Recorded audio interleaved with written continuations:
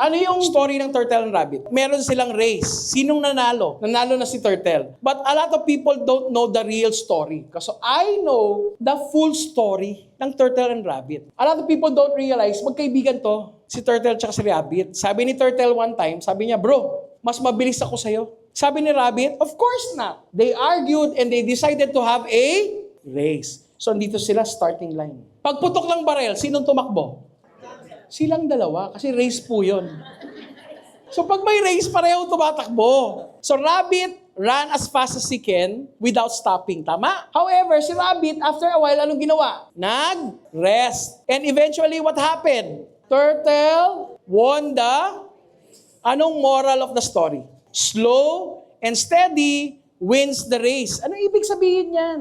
Consistency kahit mabagal. Aabot ka sa finish line. Huwag ka lang makakampante. Tama?